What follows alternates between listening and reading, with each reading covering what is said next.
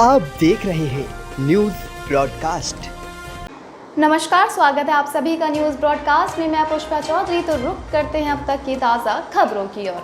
दिवाली में अयोध्या पहुंचेंगे पीएम मोदी। 7.5 लाख दियों से जगमगाएगा समारोह। जी हां, 4 नवंबर को दिवाली के पावन अवसर पर 10 दिन तक चलने वाली दिवाली महोत्सव का उद्घाटन करने पीएम मोदी पहुंच सकते हैं अयोध्या नगरी, जहां उनके स्वागत में होंगे यूपी के सीएम योगी आदित्यनाथ। इस अवसर पर सरयू नदी के तट पर राम की पौड़ी घाट पर 7.5 लाख दिए जलाकर नया गिनीज वर्ल्ड रिकॉर्ड बनाने का प्रयास करेगा अयोध्या प्रशासन। बता दें कि योगी के नेतृत्व में यूपी में भाजपा की सरकार बनने के बाद से अयोध्या में दिवाली का जश्न बहुत खास रहा है। 2017 में यूपी के सत्ता में आने के बाद से सरकार ने दिवाली की पूर्व संध्या पर दीपोत्सव बनाना शुरू कर दिया है। इस साल का उत्सव अयोध्या में 5वां दीपोत्सव होगा।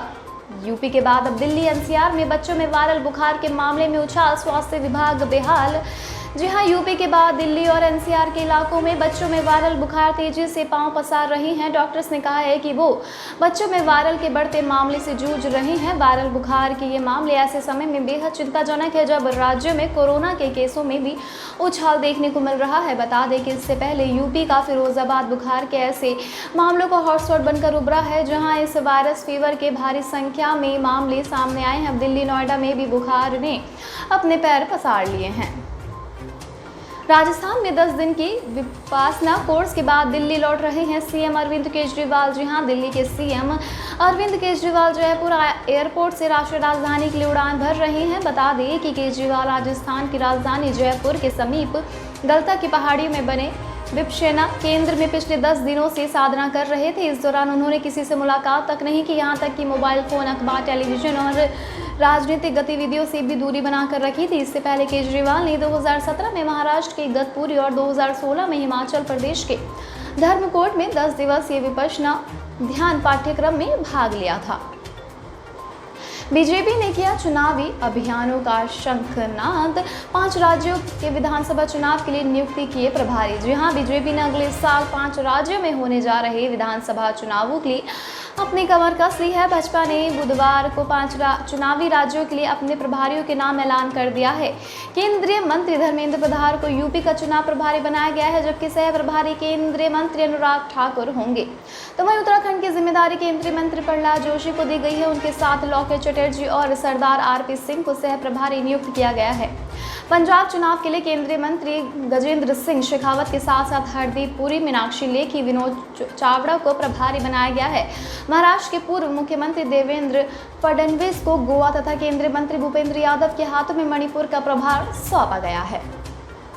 पंजाब में कैप्टन सिद्धू विवाद से होगा कांग्रेस को फायदा, हरीश रावत ने बताया। जी हां, पंजाब कांग्रेस के प्रभारी और वरिष्ठ नेता हरीश रावत ने सीएम कैप्टन अमरिंदर सिंह व प्रदेश कांग्रेस अध्यक्ष नवजोत सिंह सिद्धू के बीच चल रहे आपसी विवाद को पार्टी के भविष्य के लिए फायदेमंद बताया है। उन्होंने कहा कि पंजाब वीरों की भूमि है, वहां के लोग अपनी राय बहुत दृढ़ता से रखते हैं और ऐसा लगता है कि वो लड़ेंगे, लेकिन ऐसा कुछ नहीं है। वे अपनी समस्याओं का समाधान खुद ढूंढ लेते हैं। पंजाब कांग्रेस अपने मुद्दों का समाधान खुद कर रही है, हम कुछ नहीं कर रहे हैं। हरियाणा में थर्ड फ्रंट की सियासी गठबंधन की सिद्ध एक मंच पर साथ मिलकर ताल ठोकेंगे चौटाला, मुलायम और नीतीश। जी हां, इंडियन नेशनल लोकदल के सुप्रीमो ओम प्रकाश चौटाला जेल से रिहाई के बाद राजनीति में एक बार फिर से सक्रिय हो गए हैं। तीसरे मोर्चे के गठन के अपने संकल्प को साकार करने की दिशा में इन्हें लोग प्रमुख अपने पिता और पूर्व उप प्रधानमंत्री चौधरी देवीलाल का जयंती के मौके पर 25 सितंबर को हरियाणा के जिंद में समाजवादी पार्टी के संरक्षक मुलायम सिंह यादव, बिहार के सीएम नीतीश कुमार, पूर्व सीएम एचडी देवगौड़ा और शिरोमणि अकाली दल के प्रमुख प्रकाश सिंह बादल को एक मंच पर लाएंगे। दिल्ली में प्रदूषण के खिलाफ चौतरफा पहल। विंटर एक्शन प्लान की तैयारी से पड़ोसी राज्यों से संयुक्त कार्य योजना की मांग। जी हां, प्रदूषण से निपटने के लिए दिल्ली सरकार विंटर एक्शन प्लान की तैयारी में जुट जाएगी। इसी संदर्भ में पड़ोसी राज्यों में पराली जलाने की समस्या को लेकर वायु गुणवत्ता प्रबंधन आयोग और केंद्रीय पर्यावरण मंत्री से मुलाकात की भी योजना है। पर्यावरण मंत्री गोपाल राय ने कहा कि सरकार प्रदूषण से निपटने के लिए केंद्र से संयुक्त कार्य योजना बनाने की मांग करेगी। उत्तराखंड के राज्यपाल बेबी रानी मौर्य ने दिया संवैधानिक पद से इस्तीफा, सामने आई राजनीतिक महत्वाकांक्षा। जी हां, उत्तराखंड की राज्यपाल बेबी रानी मौर्य ने अपने 5 साल के कार्यकाल में 2 साल शेष रहते ही निजी कारणों से राष्ट्रपति रामनाथ कोविंद को अपना इस्तीफा सौंप दिया है। रानी मौर्य उत्तराखंड के राज्यपाल के तौर पर 26 अगस्त 2018 को पदभार उन्होंने संभाला था। इस्तीफे से 2 दिन पहले दिल्ली में उनकी मुलाकात केंद्रीय गृह मंत्री अमित शाह से हुई थी। अटकलें तेज है कि बेबी रानी मौर्य को यूपी में होने वाली आगामी विधानसभा के मद्देनजर बीजेपी में बड़ी जिम्मेदारी दी जा सकती है। करनाल किसान महापंचायत धरना स्थल पर लगे टेंट, प्रशासन और किसान नेताओं के बीच बातचीत की पहल। जी हां, करनाल में राकेश टिकैत के नेतृत्व में चल रहे किसान महापंचायत का विशाल धरना स्थल अब टेंट में तब्दील हो गया है, जहां किसान नेताओं और प्रशासन के बीच बैठक शुरू हो गई है। किसान नेता राकेश टिकैत ने कहा कि हमारी मांग मानी नहीं गई। प्रशासन ने एसडीएम की पिछली कार्यवाही पर सफाई देने की कोशिश की है। अब हम आगे की कार्यवाही पर फैसला लेने के लिए किसानों के साथ बैठक करेंगे। हमने प्रशासन से कहा कि अधिकारी को सस्पेंड कर दो, आगे जो जांच है वो चलती रहेगी, लेकिन वो इस बात पर भी नहीं माने। जब उनसे पूछा कि किसान शहर में आए तो नुकसान हो सकता है, इस पर उन्होंने जवाब दिया कि जो होगा उसकी जिम्मेदारी सरकार की है। सरकार टकराव चाहती है।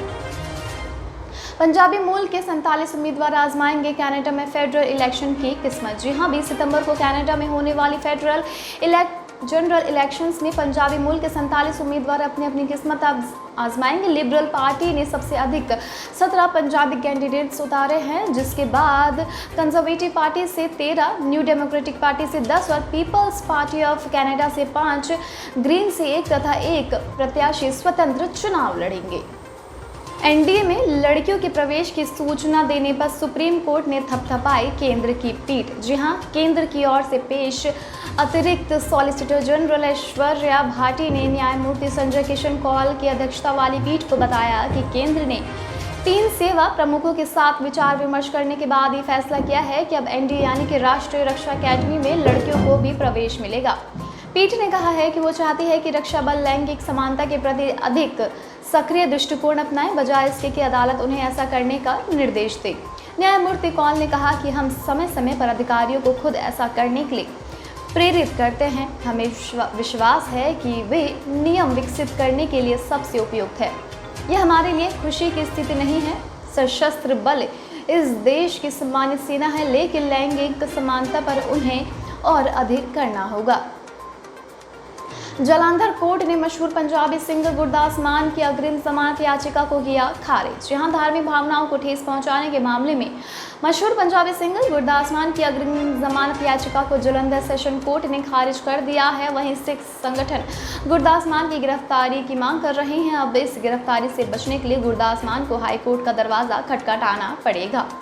मामले को लेकर गुरदास मान के खिलाफ धार्मिक भावनाएं आहत करने का केस दर्ज करने वाले सिख नेता परमजीत सिंह अकाली ने कहा कि वो इस मामले में सेशन कोर्ट के फैसले का इंतजार कर रहे हैं, जिसके बाद ज़रूरत पड़ी तो वो मान के खिलाफ पंजाब व हरियाणा कोर्ट भी जाएंगे।